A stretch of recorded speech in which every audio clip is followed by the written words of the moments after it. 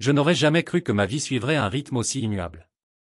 En grandissant, j'imaginais mes dernières années remplies d'aventures avec un sens du but qui ne s'est jamais effacé.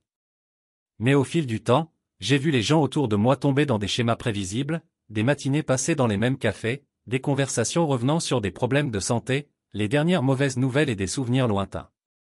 C'était comme s'ils s'étaient résignés à un lent et inévitable rétrécissement de leur monde. J'ai juré que ce ne serait pas moi.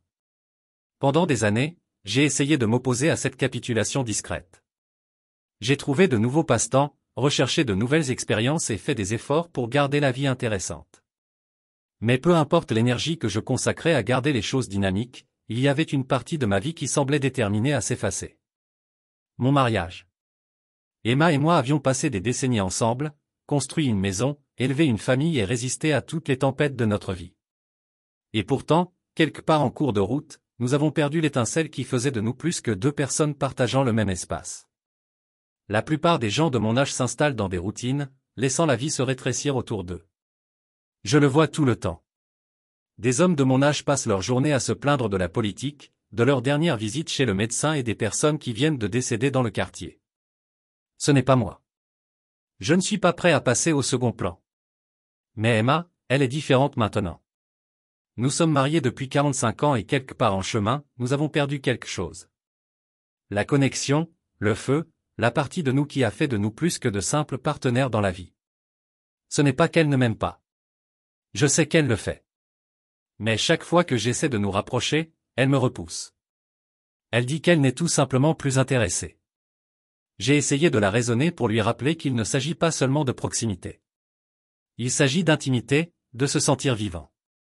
Elle ignore cela et me dit qu'aucun de ses amis ne fait encore ça. C'est une raison suffisante pour arrêter d'essayer, mais je ne veux pas être comme eux. Je ne veux pas m'asseoir dans un fauteuil à bascule et regarder le monde qui évolue sans moi. Et puis il y a Hugh. Cela fait un moment que le gars renifle Emma, lui fait des commentaires, lui propose de goûter à quelque chose de différent. Je fais semblant de ne pas le remarquer, mais je le remarque. Je vois la façon dont il la regarde, la façon dont il attend une fissure dans nos fondations. Et peut-être qu'il y en a un. Peut-être qu'elle se demande ce que ça ferait d'être désirée d'une manière différente. Aujourd'hui, après l'église, je les ai vus parler à nouveau. Je n'ai pas entendu ce qu'il a dit, mais j'ai vu la façon dont elle s'éloignait, l'écartant, tout en étant plongée dans ses pensées. Je n'ai pas demandé. Je n'ai pas poussé. Plus tard dans l'après-midi, elle m'a envoyé au magasin chercher une crème à café. Une excuse. Je l'ai su à la seconde où elle l'a dit. Il y avait quelque chose dans sa voix, quelque chose d'inquiétant. Je suis parti quand même. Parfois, il est plus facile de jouer le jeu. À mon retour, la maison était calme. Je suis entré dans la chambre et j'ai vu tout ce que j'avais besoin de voir. La porte entr'ouverte, Emma s'étala sur le lit, preuve de sa tentative privée de raviver ce qu'elle avait perdu. Elle avait essayé sans moi. Je restais là un moment, la regardant dormir, réalisant quelque chose d'important. Elle n'était pas allée voir Hugh. Elle n'avait pas abandonné ni elle-même ni nous. Elle ne savait tout simplement pas comment retrouver son chemin. Lorsqu'elle se réveilla enfin et entra dans le salon, son visage était plein d'hésitation. Je pouvais dire qu'elle attendait que je dise quelque chose, que je pose des questions auxquelles elle n'était pas prête à répondre. Au lieu de cela, j'ai juste souri. On dirait que quelqu'un s'est occupé pendant mon absence, dis-je en laissant la porte ouverte. Elle hésita. Puis quelque chose en elle s'adoucit. J'essaie juste d'allumer une étincelle pour nous, a-t-elle admis. Puis, pour la première fois depuis longtemps, elle m'a regardé comme avant. Peut-être que tu devrais revenir et m'aider à terminer ce que j'ai commencé. J'ai souri. Peut-être que je devrais aller au magasin plus souvent. Hugh entourait Emma depuis des mois et j'avais essayé de l'ignorer. Je me suis dit que ce n'était rien, qu'elle était fidèle, qu'après 45 ans de vie commune, elle ne me trahirait jamais. Mais quelque chose avait changé. Je pouvais le sentir. Dernièrement, elle semblait distante, agitée. Elle ne me touchait presque plus. J'ai à peine croisé mon regard quand nous avons parlé. J'ai été confronté au vieillissement, à la routine, au ralentissement inévitable d'un long mariage. Mais au fond, je savais mieux. Puis un matin, elle s'est habillée différemment, également préparée pour une visite informelle avec son ami.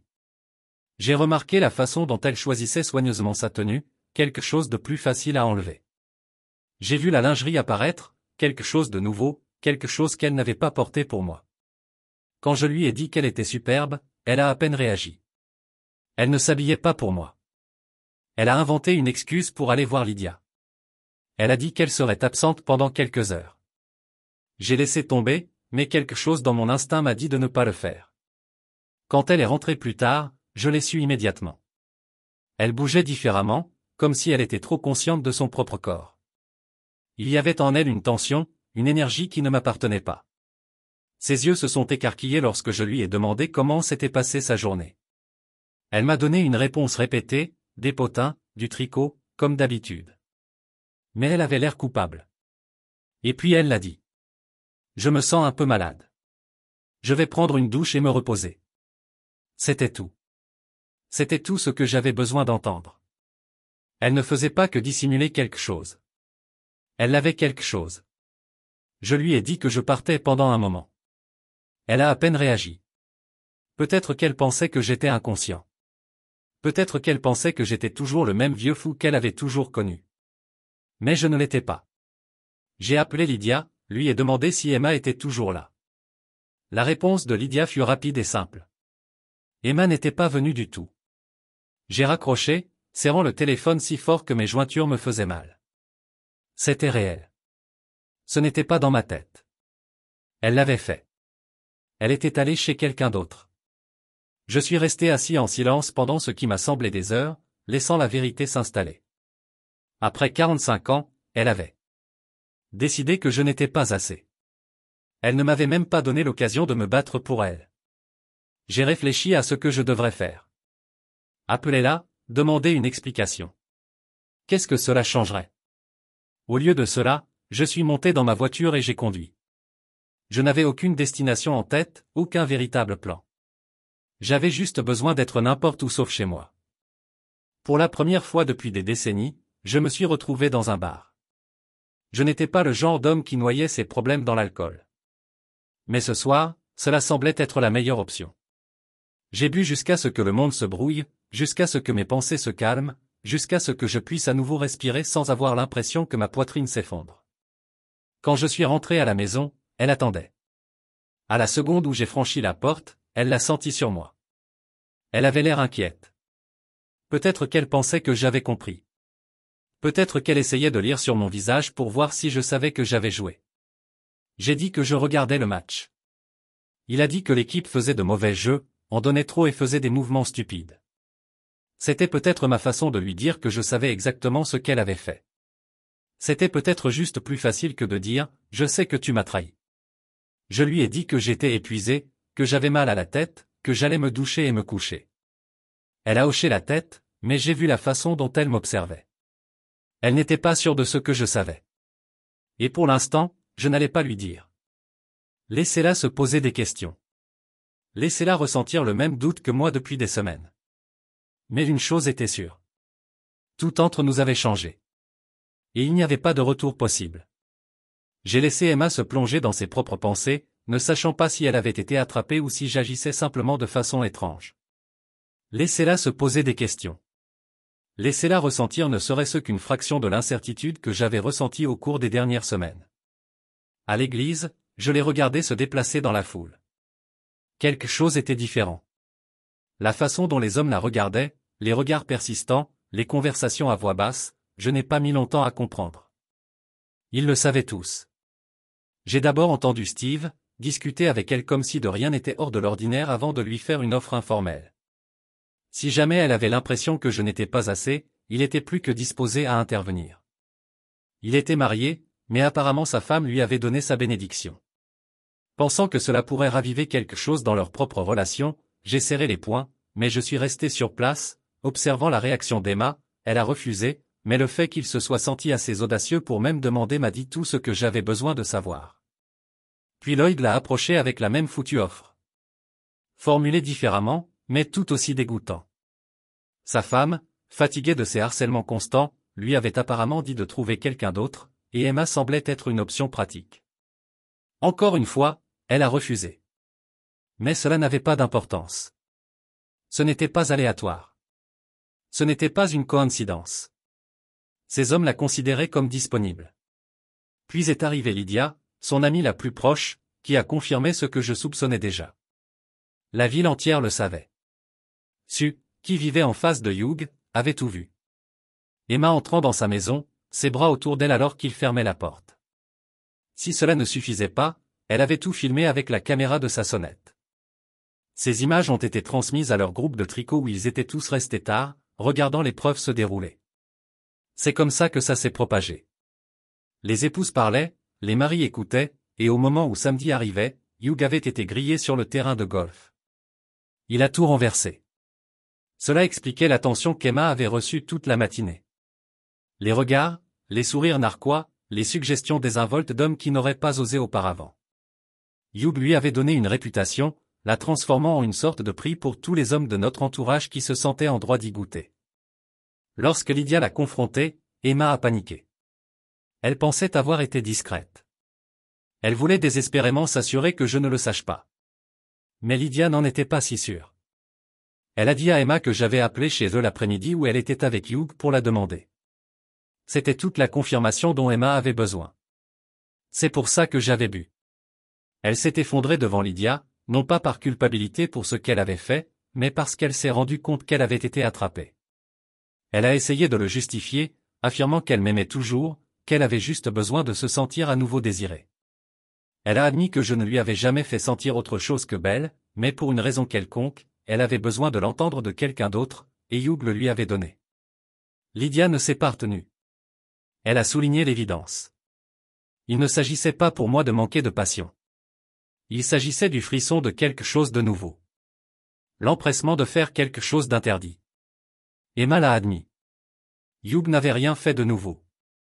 Il n'était ni plus compétent, ni plus attentif, ni plus attentionné. Il était juste différent.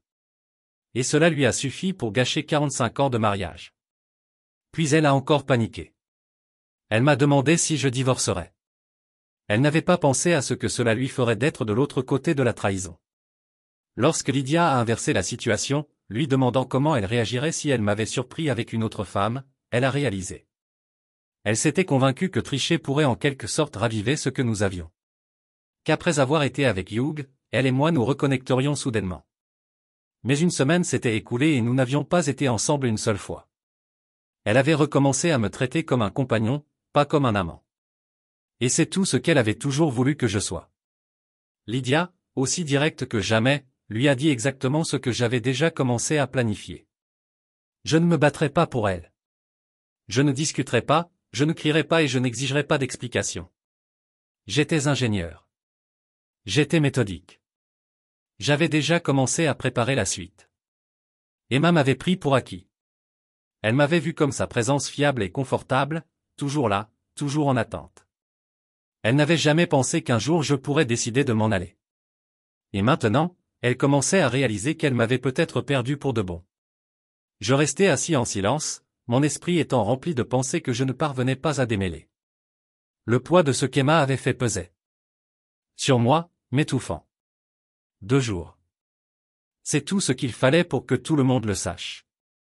Des murmures à l'église, des regards en coin, des hommes qui me tirent à l'écart comme s'ils avaient un conseil à me donner. Comme si j'avais besoin de leur pitié. Elle n'avait même pas essayé de le cacher. Elle n'avait pas hésité. Et maintenant, elle se noyait dans la culpabilité, pleurant dans les bras de Lydia, entourée de femmes qui quoi? Vous l'avez soutenu, encouragé? Est-ce qu'ils essayaient de le justifier? Ils croyaient que j'allais partir. Peut-être que je devrais. C'était peut-être la seule réponse sensée. Mais l'idée de quitter des décennies de mariage, d'une vie que nous avons construite ensemble, nous paraissait tout aussi insupportable que de rester. Elle voulait s'expliquer. Elle voulait me dire pourquoi. Me convaincre qu'il ne s'agissait pas de me remplacer, que c'était pour nous, que c'était censé améliorer les choses. Cette audace m'a rendu malade. Et puis est arrivée la folie. La suggestion que si je ne pouvais pas pardonner, nous pourrions peut-être résoudre ce problème en ouvrant notre mariage. Donnez-moi la permission de faire ce qu'elle a fait. Comme si cela effacerait la trahison. Comme si cela pouvait nous rapprocher d'une manière ou d'une autre. Elle pensait que je n'avais pas remarqué la façon dont les gens la regardaient. Le jugement, les rumeurs. Elle avait peur de perdre sa place, d'être rejetée, marquée comme quelque chose pour laquelle elle ne s'était jamais perçue. Mais moi? Avait-elle seulement pensé à ce que cela ressentait pour moi? L'humiliation, la honte de savoir que je n'étais pas suffisant. Le pire, c'est que je la voulais toujours même après tout. Et cette prise de conscience m'a fait me détester. Elle avait jeté tout ce que nous avions pour un frisson éphémère, pour quelque chose de différent. Et pourtant, maintenant, elle était assise là, submergée par l'idée de moi avec une autre femme. C'est ce qui l'a brisée. Pas l'idée de me perdre, mais l'idée de me partager. Pensait-elle que je ne savais pas ce qu'elle ressentait? La maladie dans ses tripes, la peur d'être remplacée, l'image de moi touchant quelqu'un d'autre qui la hantait. C'était le même enfer dans lequel elle m'avait jeté. Mais la différence, c'est qu'elle avait fait le choix. Je ne l'avais pas fait. Et maintenant, je devais décider. Est-ce que je l'ai quand même choisi ou avait-elle déjà fait ce choix pour moi? Quand Emma est entrée, je n'ai pas bougé. Je m'assis sur ma chaise, ne regardant rien, ne ressentant rien. Ou peut-être que je me sentais trop. Je n'en étais plus sûr. Mon corps était lourd, mon esprit vide. J'étais brisé. Mais je ne lui donnerais pas la satisfaction de voir ça. Puis elle était à mes pieds, serrant mes jambes, sanglotant. Des mots sortaient de ses lèvres. Toutes mes excuses, désespérées s'il vous plaît. Déclaration d'amour. Je les ai à peine entendues. Je l'ai juste regardée détachée comme si elle était une étrangère. Elle m'a supplié de parler, de crier, de la maudire, de lui dire que je la détestais. Elle voulait une réaction, mais je n'avais plus rien à donner. Je l'ai repoussée, je me suis levé et je suis parti, la laissant par terre. Et puis les mots sont devenus froids et tranchants. Est-ce que ça valait le coup? Une décision impulsive, un matin avec Hugh. Était-ce suffisant pour détruire 45 ans de mariage? Avais-je compté si peu pour elle? Au lieu d'essayer d'arranger les choses, au lieu même de faire semblant de s'en soucier, elle avait couru directement vers l'homme le plus proche. Même pas quelqu'un de loin, même pas avec discrétion, elle avait choisi Hugh. Et Hugh, étant l'idiot bruyant qu'il était, avait fait en sorte que tout le monde soit au courant. Maintenant, à l'église, des hommes chuchotaient dans mon dos, certains se moquaient de moi, d'autres m'offraient de la pitié et, pire encore, certains lui avaient proposé ma femme. Comme si elle était soudainement disponible, comme si elle était à eux. Elle jura qu'elle n'avait jamais pensé à tout ça. Je n'aurais jamais imaginé les conséquences. Bien sûr, elle ne l'a pas fait. Elle n'avait pensé à rien d'autre qu'à elle-même. Et maintenant, grâce à elle, elle était considérée comme une femme de petite vertu. Et moi, j'étais l'idiot pathétique qui ne suffisait pas, l'homme faible qui ne pouvait pas satisfaire sa femme. Le perdant, tout le monde a marché. Elle haleta, les yeux écarquillés. Peut-être parce qu'elle ne m'avait jamais entendu parler ainsi auparavant. Peut-être parce que je ne l'ai jamais fait. Puis vinrent les excuses. Elle a juré qu'elle n'avait jamais triché auparavant. Que cela ne lui avait même jamais traversé l'esprit. Pas jusqu'à la semaine dernière, quand elle était en colère contre moi parce que je la voulais. Parce que j'avais essayé et qu'elle s'était sentie coupable, dit-elle, de toujours me refuser. Je me sentais comme un échec, je me sentais brisé. Son corps était prêt, mais son esprit ne le laissait pas faire. Et d'une manière ou d'une autre, j'étais censé croire que c'était ma faute si je voulais ma femme, si j'essayais de maintenir notre mariage en vie. Étais-je si répugnant à son égard, si dégoûtant qu'elle doive courir vers Hugh, plus que tout le monde? Elle s'est empressée de me corriger. Non, je n'étais pas dégoûtant. J'étais toujours l'homme qu'elle avait épousé, toujours attirant pour elle. Alors pourquoi? Pourquoi avait-elle fait ça?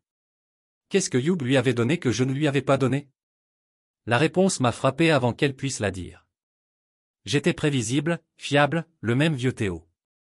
Toujours là, comme un livre sur l'étagère, qu'elle pouvait feuilleter chaque fois qu'elle avait envie de se remémorer le passé. Mais Hugh était nouveau, inconnu. C'était une évasion, une aventure, une voiture neuve et brillante, une route inexplorée. Je lui ai fait l'amour. Hugh avait juste de l'amour. C'était la différence. J'ai expiré, le poids de la réalisation s'appuyant sur moi. Je n'étais pas assez parce que je n'étais pas nouveau. Et elle le savait. Elle savait que j'avais raison. Elle m'a regardé, les yeux suppliants. Elle avait besoin des deux. Elle avait besoin que je l'aime. Et elle avait besoin de Hugh pour l'excitation. Elle ne l'a pas dit, mais je pouvais le voir écrit sur son visage. Puis elle a essayé de le faire tourner, a essayé de me dire qu'elle l'avait fait pour elle-même, mais aussi pour nous. J'ai failli rire de cette audace. Je me levai en secouant la tête. Quelle merde. J'en avais assez entendu. Elle a paniqué, cherchant ses mots, saisissant tout ce qui pourrait m'empêcher de m'éloigner.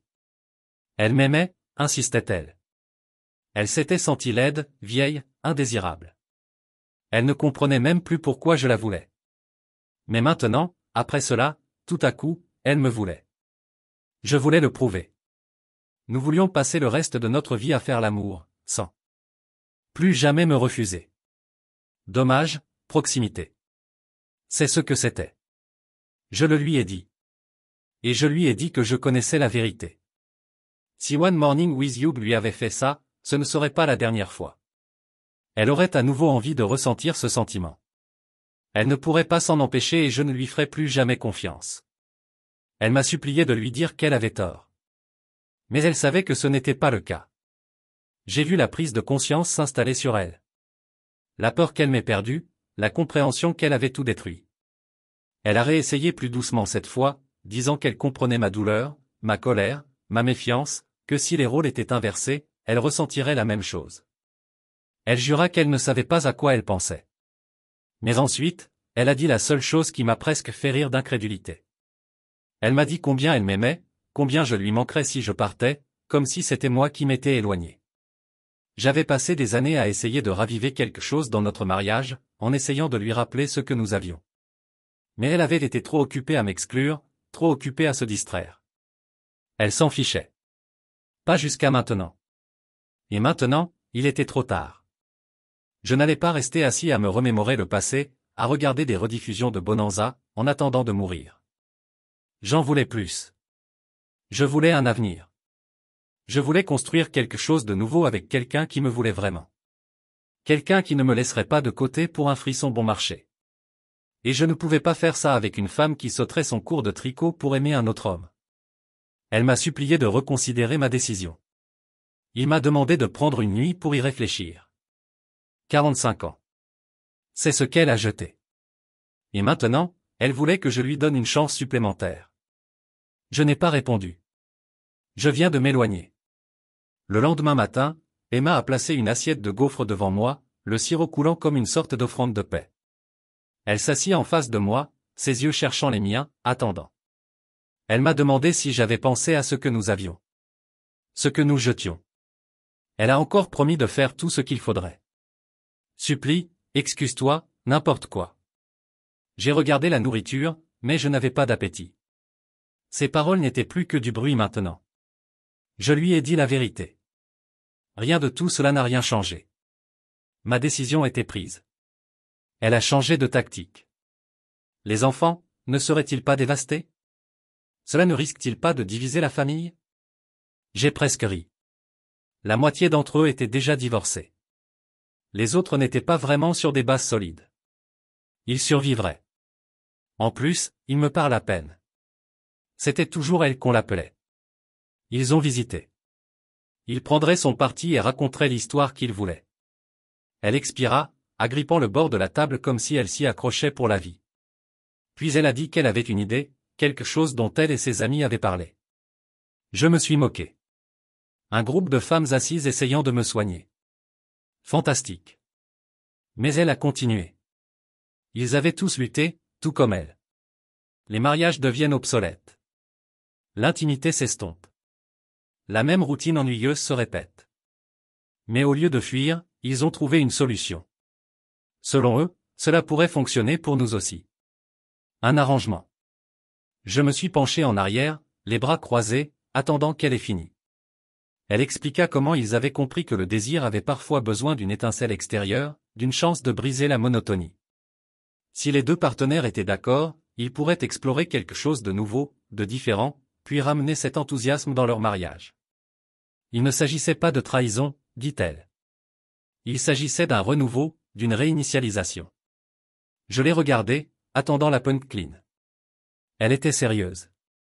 Elle m'a dit que je pouvais être avec des femmes du groupe dont les maris étaient d'accord, et qu'elle serait avec des hommes dont les femmes étaient d'accord.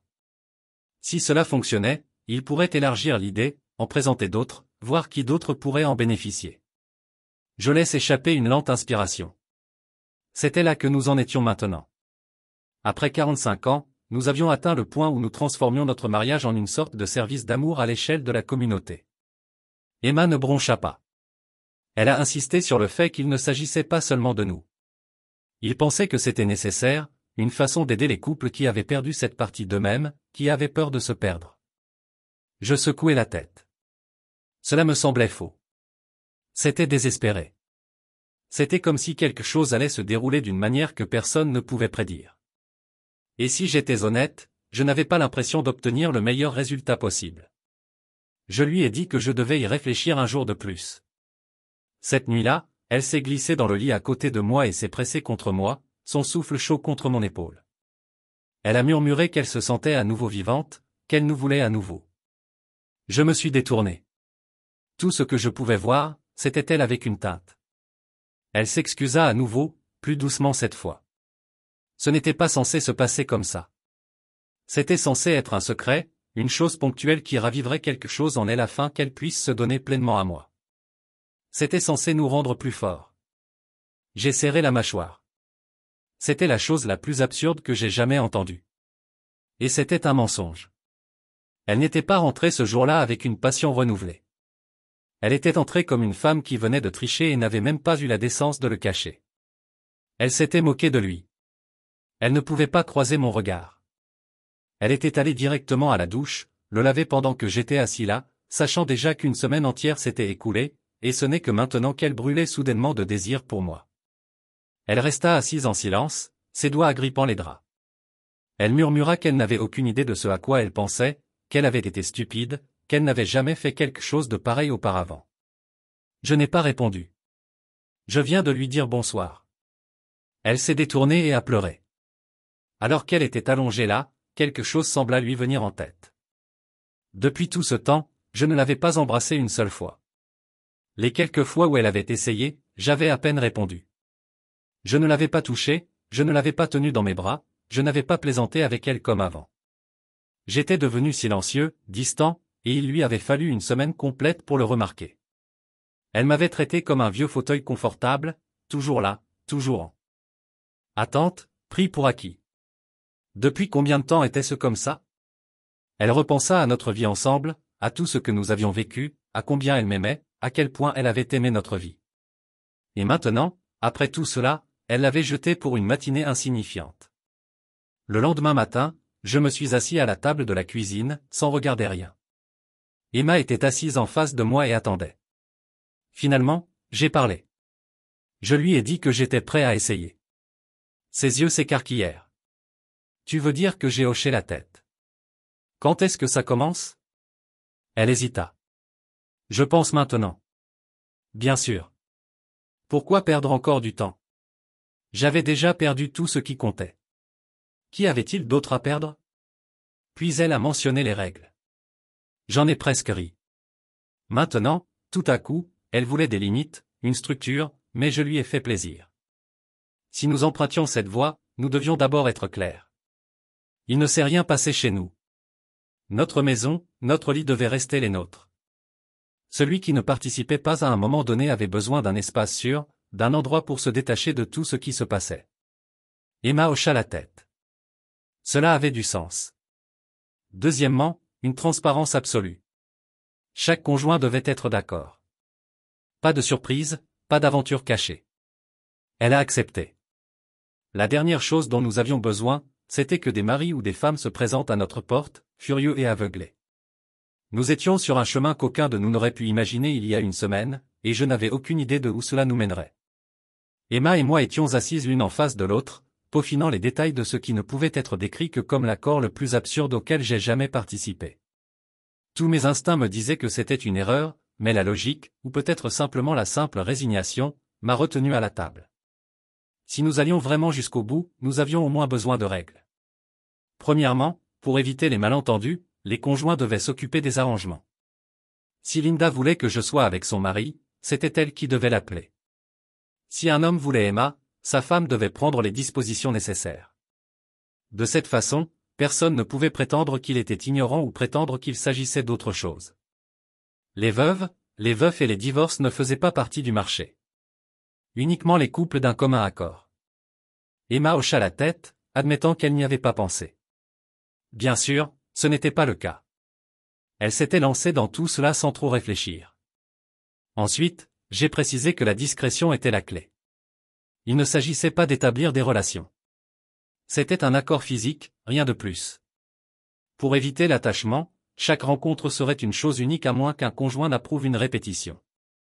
Si Emma prévoyait de voir quelqu'un plus d'une fois, j'avais besoin de le savoir et vice-versa. Elle accepta, plaisantant à moitié sur mon attention soudaine aux détails légaux. Mais c'est ce que j'ai fait. J'étais ingénieur. Je n'ai pas laissé les choses inachevées. J'ai poussé en avant. Si un homme voulait l'emmener dîner, danser ou aller à l'hôtel, il en assumait les frais. De même, si une femme me voulait, elle payait. Je n'avais pas l'intention de financer ses affaires et j'attendais la même chose en retour. Elle a accepté cela sans discuter, tout en insistant sur le fait que nous devrions permettre une certaine flexibilité. Puis est venue la logistique. Y aurait-il des délais? Et si elle voulait rencontrer quelqu'un le matin, puis un autre l'après-midi, et peut-être même un troisième le soir? Y aurait-il des restrictions sur les nuitées, les week-ends ou même les vacances entières? Elle hésita avant de décider que les nuitées nécessiteraient une approbation explicite. Pas de disparition pendant des jours, pas de vacances sautées pour cet arrangement. Au moins, elle avait une ligne quelque part. J'ai demandé si cela se limiterait à notre quartier et à notre église ou si nous l'ouvririons à n'importe qui. Elle a décidé que cela devait rester au sein de notre communauté. Je ne savais pas si c'était mieux ou pire. Ensuite s'est posée la question du choix. Étions-nous obligés de dire oui à celui qui le demandait? Elle a rapidement mis fin à cette offre en disant, nous devrions pouvoir refuser n'importe qui pour n'importe quelle raison. Mais elle m'a également rappelé qu'il s'agissait de nos amis et voisins et que les refus devaient être traités avec prudence. La protection était la suivante. Elle pensait que le groupe était suffisamment sûr pour que ce soit facultatif. Je n'en étais pas si sûr. Certaines des demandes potentielles me faisaient déjà mal au ventre et je savais que j'utiliserais une protection malgré tout. Pour garder les choses propres, j'ai suggéré de prendre une douche avant de rentrer à la maison pour éliminer les odeurs persistantes. Elle a accepté sans hésitation. Enfin, j'ai ajouté que chacun de nous pouvait mettre fin à cet arrangement à tout moment. Aucune explication nécessaire. Elle expira lourdement, disant qu'elle ne s'attendait pas à ce que ce soit si compliqué. Je lui ai dit la vérité. Rien dans tout cela n'était simple. C'était un gâchis complet. Pour assurer la sécurité, nous avons convenu de garder nos téléphones allumés à tout moment en cas d'urgence ou simplement pour que je sache toujours où elle se trouvait. Elle roula des yeux mais ne protesta pas. Puis elle a signé. Avant de poser le journal, elle hésita, la voix incertaine. Et nous? Agirions-nous toujours comme un couple, allions-nous à l'église, ferions-nous des courses ensemble, existerions-nous en tant que couple marié? J'ai dit oui. Cette partie ne changerait pas. Mais ensuite elle a posé une question sur quelque chose pour laquelle je n'avais pas de réponse. Serions-nous toujours ensemble physiquement? Allions-nous encore coucher ensemble? Je lui ai dit que je ne savais pas. Peut-être que finalement, quand j'ai vu suffisamment de nouveaux visages pour que j'ai arrêté de voir Hugues, elle a étranglé ses excuses, disant qu'elle n'avait jamais eu l'intention de me faire du mal, qu'elle m'aimait toujours, que ce dont elle avait besoin c'était que je lui fasse à nouveau l'amour, pas seulement de faire des mouvements. Cette conversation aurait dû avoir lieu bien avant qu'elle ne détruise tout. Elle le savait aussi. Puis, comme pour essayer de détendre l'ambiance, elle a souri et a demandé quand nous lancerions officiellement notre service. J'ai joué le jeu. Il n'y a pas de moment comme le présent. Elle pourrait envoyer un email à son groupe de tricot et voir ce qui s'est passé. Son visage était pâle. Elle ne s'attendait pas à ce que je la bluffe. Il n'a pas fallu longtemps pour obtenir une réponse. Linda a envoyé un message pour dire que Steve était disponible à midi. Emma l'a lu. À haute voix, attendant ma réaction. Je lui ai simplement rappelé que c'était son idée, pas la mienne. Si elle allait jusqu'au bout, c'était le moment. Elle a hésité, m'a demandé si je voulais qu'elle arrête. Nous avions déjà accepté les conditions. Il était trop tard pour réfléchir à deux fois. Je lui ai dit d'y aller. J'espérais qu'elle appréciait ça. Puis elle s'est retournée contre moi. Lydia m'avait sollicité en même temps. Nous avons pris le petit déjeuner puis nous sommes préparés pour la suite. Alors qu'elle franchissait la porte, j'ai vu quelque chose changer dans son expression. Peut-être que c'était de la peur, peut-être du regret, ou peut-être qu'elle venait juste de réaliser que malgré tout, elle ne voulait toujours pas me partager. Mais il était trop tard pour cela. À midi, elle était en route pour la maison de Steve. Linda était déjà partie. Elle était nerveuse, mais l'anticipation couvait sous la surface. Elle voulait toujours Hugh, mais elle devrait être plus intelligente cette fois. Pas de risque de se faire prendre. Steve l'accueillit avec un mélange maladroit d'excitation et d'hésitation. Il ne savait pas trop par où commencer, s'il devait l'embrasser ou non. Elle lui a dit de la traiter comme une petite amie, qu'ils étaient là pour se rendre heureux, qu'ils étaient proches. Ensuite, elle se dirigea vers la cuisine pour prendre un verre, le regrettant déjà. C'était terne, décevant. Elle ne comprenait pas comment Linda tolérait cela. L'horloge marquait à peine 12h30, trop tôt pour partir. Steve s'étira paresseusement sur le lit, souriant en lui disant à quel point elle était incroyable. Elle a simulé un sourire et a joué le jeu. Lorsqu'il lui a suggéré un autre tour, elle a accepté, même si son enthousiasme avait disparu. Vers 14h, elle rentrait chez elle en voiture, pensant déjà à Théo et Lydia. Elle savait qu'elle ne retournerait jamais auprès de Steve. Il était oubliable. Mais cela n'a pas changé la réalité. Théo était avec quelqu'un d'autre maintenant, et ça faisait plus mal que ce à quoi elle s'attendait. Elle avait fait ça. Pendant ce temps, je me rendais chez Lydia, en partant un peu plus tôt, comme je préférais toujours. Mon téléphone a sonné.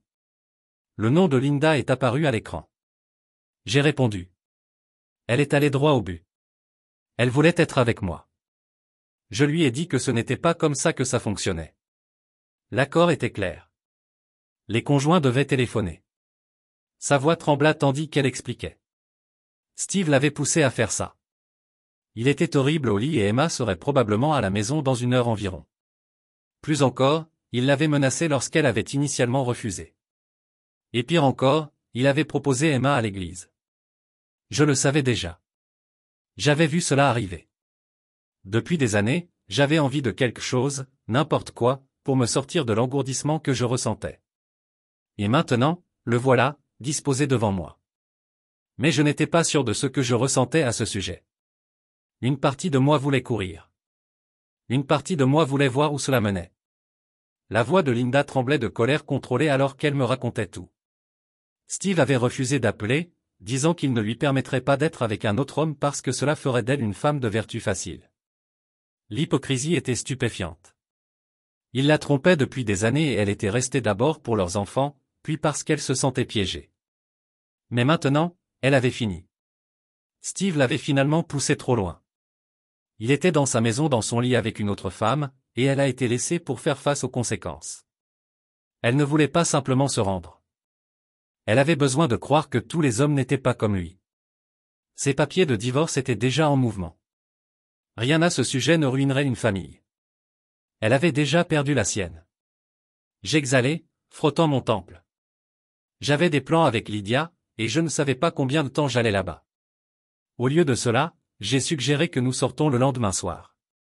Dîner, danser et si elle le voulait toujours, nous pourrions comprendre comment terminer la nuit.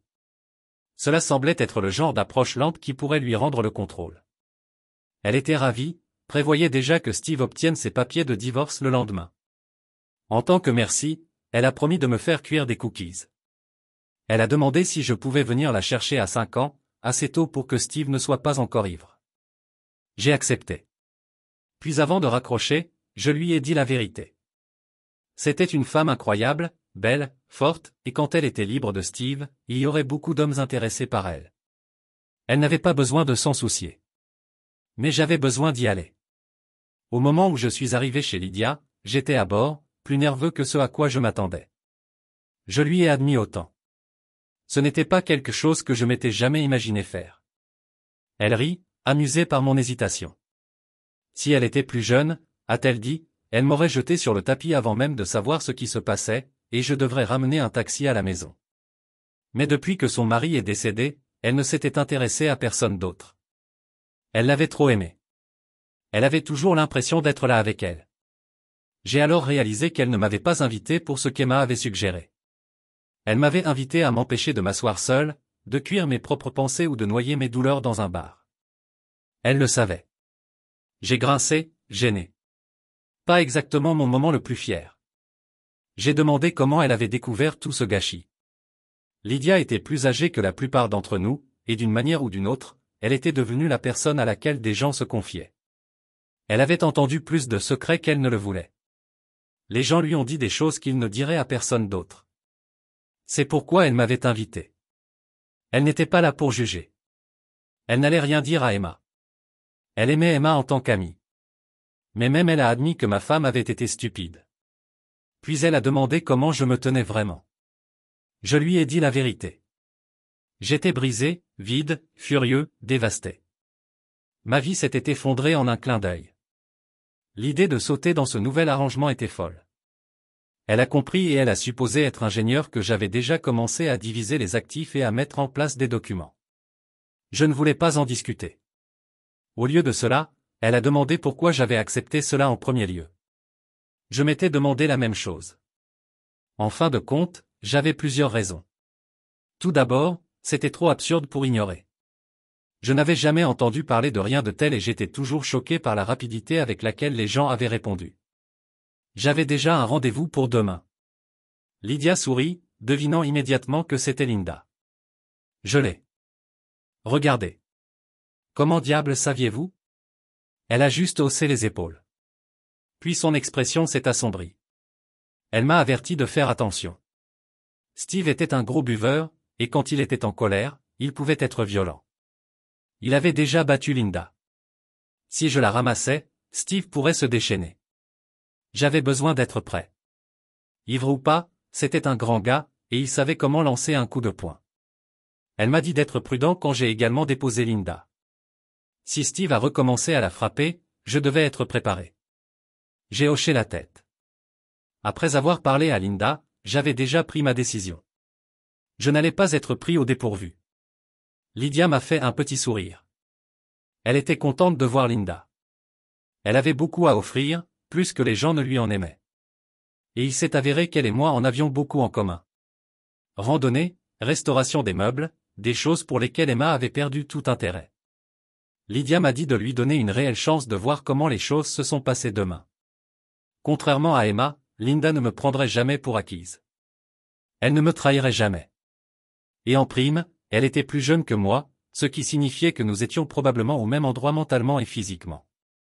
Puis elle m'a frappé avec quelque chose que je n'avais même pas encore réalisé. Peut-être que le vrai problème entre Emma et moi n'était pas les changements physiques avec l'âge. C'est peut-être que nous avions vieilli à des taux différents. Au fil du temps, nous nous sommes séparés d'une manière qu'aucun de nous n'avait vu venir. Lydia l'avait déjà vu. Les conjoints dérivant dans différentes étapes de la vie sans s'en rendre compte. C'est pourquoi les taux de divorce pour les personnes de plus de 60 ans avaient monté en flèche. Emma avait beaucoup changé l'année dernière. Elle avait perdu tout intérêt à tant de choses. Elle avait cessé de s'engager, a cessé d'avancer, a commencé à se souvenir du passé plus que de planifier l'avenir. Et quand elle voulait quelque chose de nouveau, elle n'a pas essayé de le construire avec moi.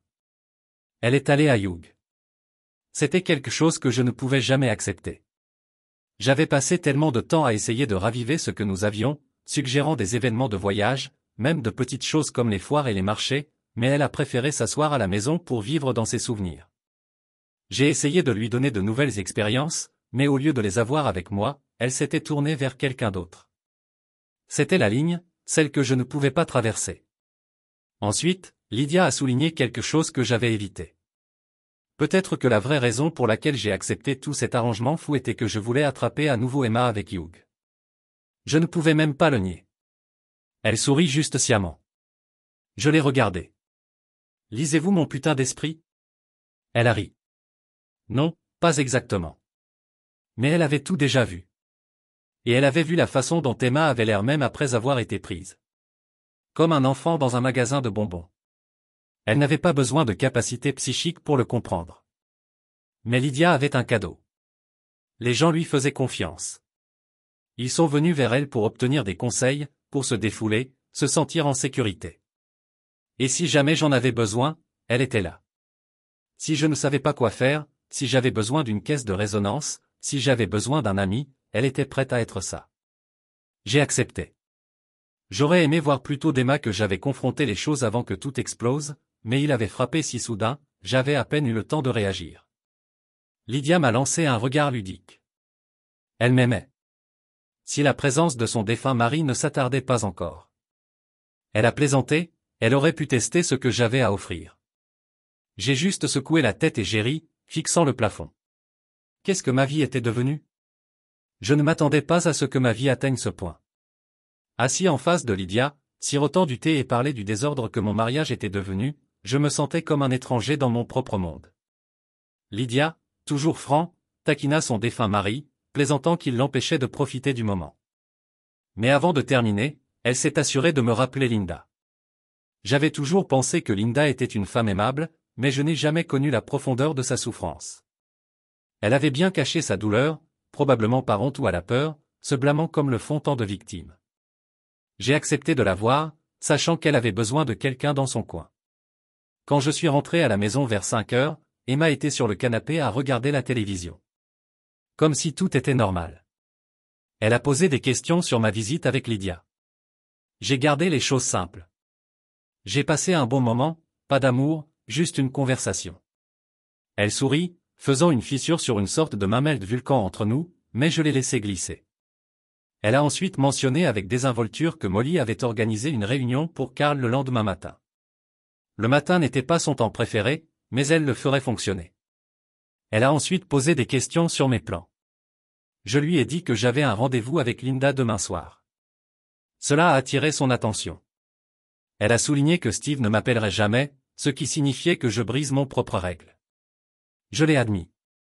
Linda était sur le bord, et Lydia avait clairement indiqué que c'était important. Mais j'étais franc à ce sujet, sans rien cacher.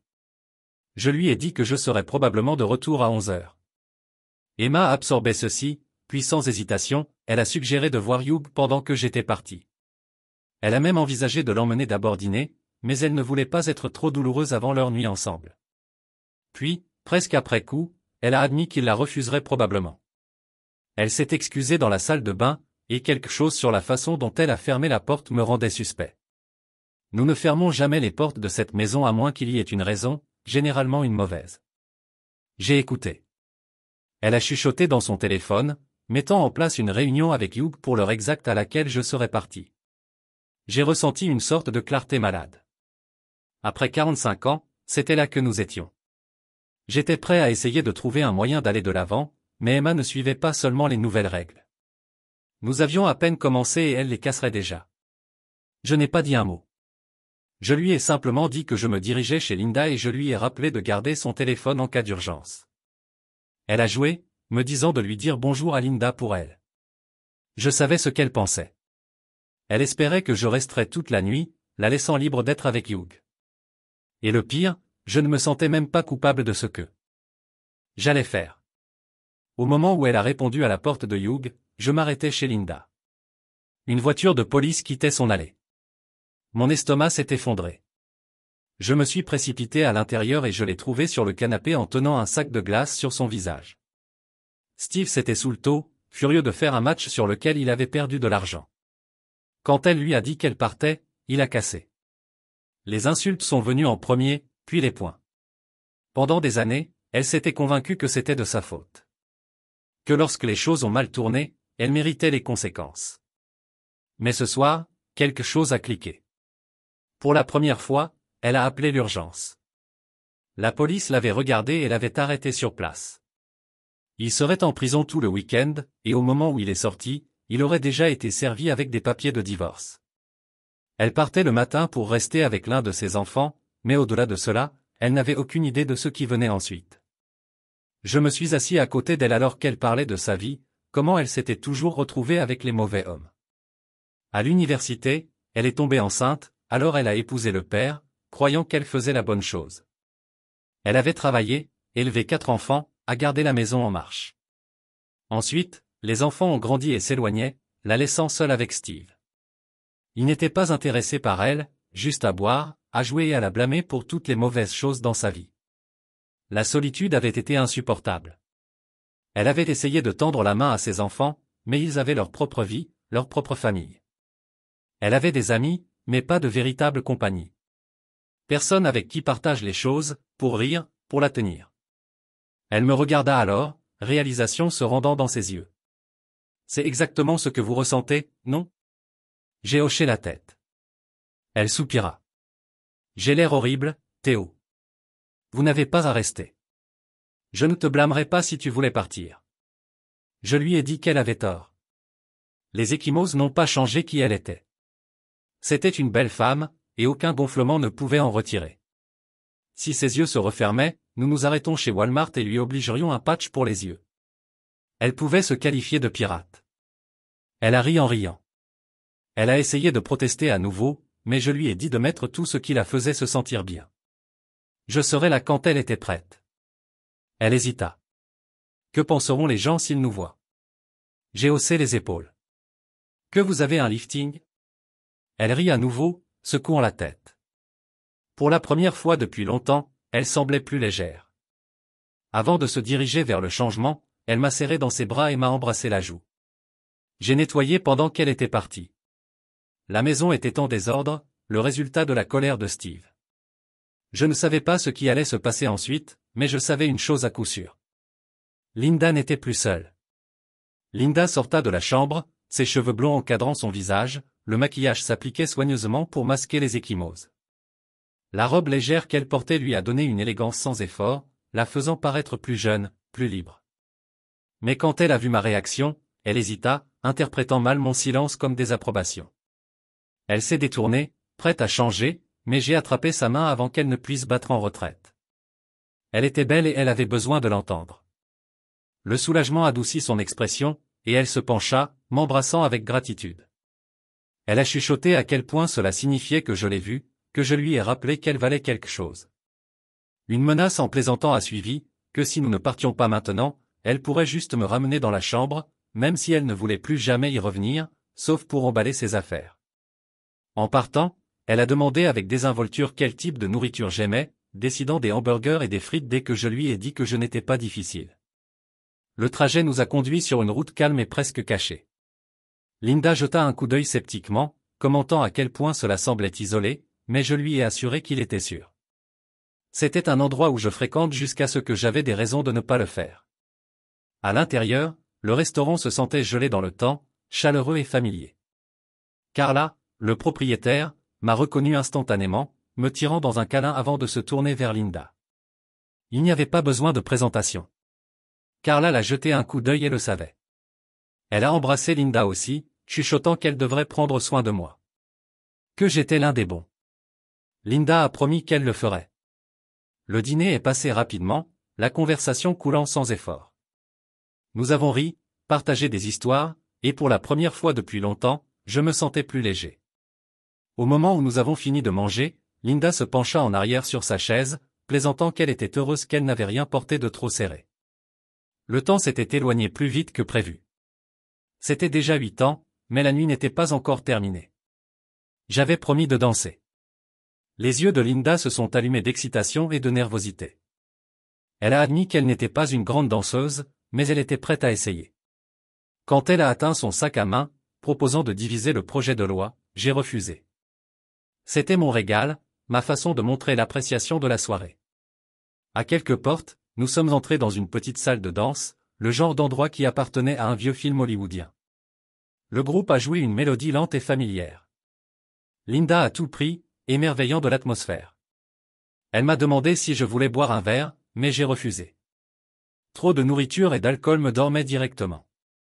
Elle sourit, admettant qu'elle n'en voulait pas vraiment non plus. Tout ce qu'elle voulait, c'était danser. Prenant sa main, je la conduisais sur le sol. Au début, elle était hésitante, incertaine de ses mouvements, mais je les guidais doucement, en gardant les étapes simples. Alors que la musique ralentissait, elle se rapprocha, chuchotant combien de temps elle avait perdu, combien d'années s'étaient échappées. Je l'ai rassurée que le passé n'avait plus d'importance, seulement le présent. À chaque étape, elle est devenue plus confiante, se synchronise avec moi. Peu de temps après, elle riait, étonnée de danser. Quand un waltz a commencé, je l'ai parcouru les marches, les appelant doucement jusqu'à ce qu'elle attrape le rythme. Elle brillait complètement dans l'instant. Et quand elle m'a embrassé, les larmes ont touché ses joues. Alors que la nuit s'est terminée, elle hésita, ne voulant pas qu'elle se termine. Je lui ai dit que j'avais réservé une chambre d'hôtel, pas comme une attente, juste une option. Si elle le voulait, nous pourrions y aller. Aucune pression. Elle a admis qu'elle voulait. Elle voulait être avec moi. À l'hôtel, elle s'est accrochée à ma main, nerveuse, mais excitée. Une fois à l'intérieur, elle hésita à nouveau, consciente de son apparence. Elle a insisté pour prendre une douche rapide, craignant qu'elle ne sente mal après la nuit. J'ai ri, lui disant qu'elle n'avait même pas transpiré. J'ai plaisanté en disant qu'il n'y avait pas besoin d'une douche à moins que je venais avec elle. Elle rougit mais a admis ses peurs.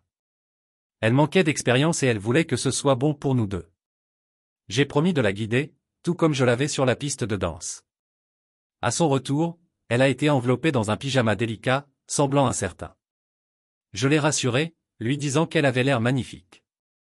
Elle m'a à peine cru, mais la sincérité dans ma voix l'a fait sourire. Après une douche rapide, je l'ai rejointe. Quand je l'ai tirée dans mes bras, j'ai remarqué qu'elle sentait comme moi maintenant.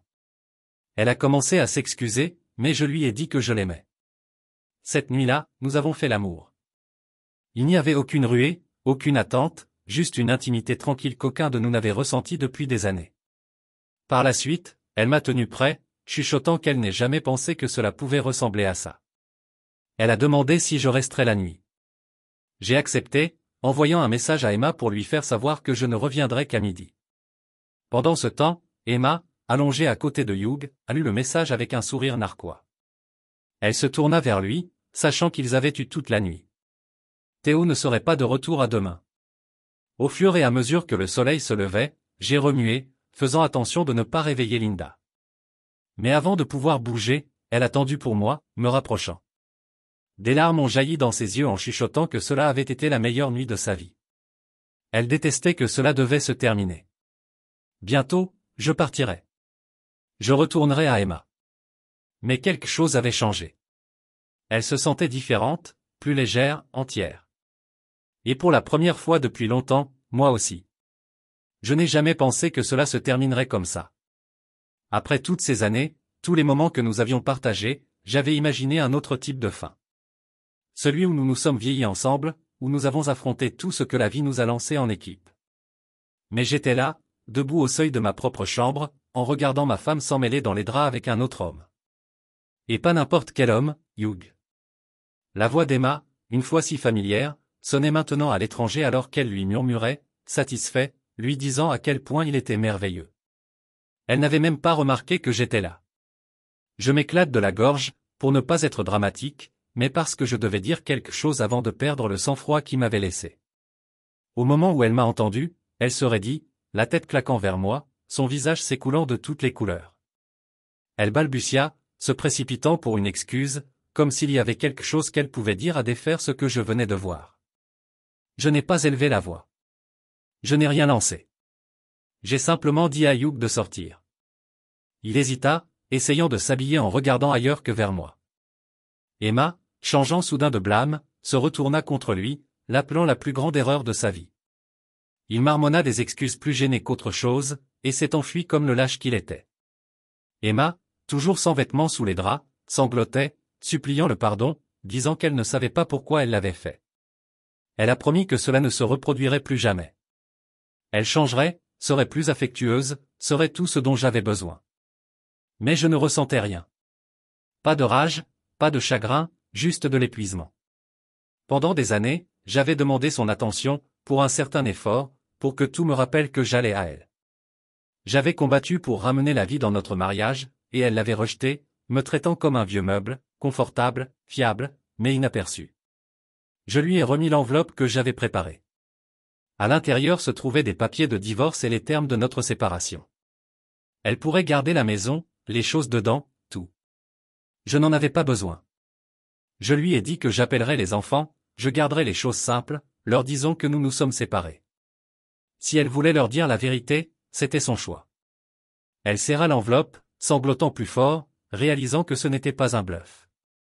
Je lui ai rappelé que je l'avais à peine touchée depuis des semaines, je ne lui avais pas dit que je l'aimais, je n'avais rien fait pour faire semblant que les choses étaient normales, et elle ne l'avait même pas remarqué. Il n'y avait eu aucune tentative pour réparer les choses. Pas de petits efforts pour montrer qu'elle s'en souciait toujours. Elle avait supposé que je serais toujours là.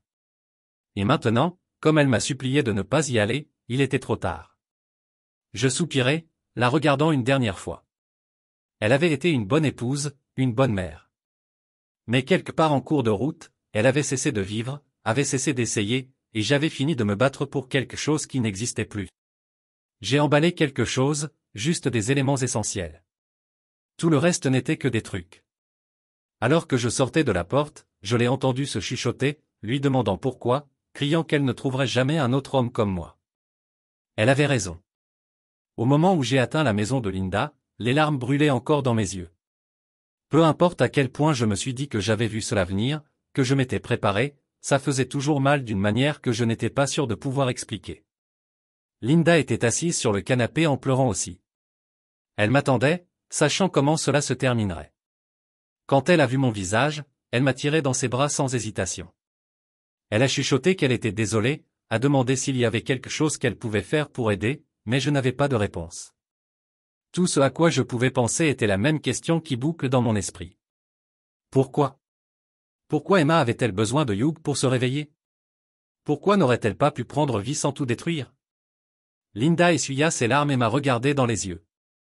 Elle avait passé des années à se demander la même chose. Pourquoi était-elle restée avec Steve? Pourquoi avait-elle enduré sa consommation d'alcool? Son infraction, son indifférence, sa peur, son habitude, son incertitude, cela n'avait pas d'importance. Ce qui comptait, c'est qu'aucun de nous ne voulait gaspiller une autre seconde. Elle a pris mon visage entre ses mains et m'a dit que quel que soit le temps qu'il nous restait, nous en profiterions. Il y avait encore tellement de choses à faire, tellement de choses à voir, tant de vie à vivre. Si je le souhaitais, elle voulait tout partager avec moi. Je n'ai pas hésité. Nous nous sommes assis ensemble pour passer les appels téléphoniques inévitables. Emma se peinait comme la victime, bien sûr. Les enfants de Linda pourraient ne pas comprendre pourquoi elle quittait enfin Steve après toutes ces années. Mais nous avions cessé de nous soucier de ce que les autres pensaient. Mes enfants, en revanche, ont été soulagés. Ils avaient vu à quel point j'étais mécontent depuis des années, et leur seule réponse a été « Qu'est-ce qui t'a pris si longtemps ?» Linda s'assit à côté de moi, tenant ma main, et m'a demandé ce que je pensais de partir complètement. Sa fille avait une maison dans les montagnes du Colorado, loin de tout cela. Ce serait paisible, un nouveau départ. J'y ai pensé pendant une seconde avant d'être d'accord. Nous n'avions pas besoin de beaucoup, juste quelques sacs, quoi que ce soit dans la camionnette. Tout le reste n'était que des choses. Elle sourit, serrant ma main. Nous avions fini de regarder en arrière. Il était temps d'aller de l'avant.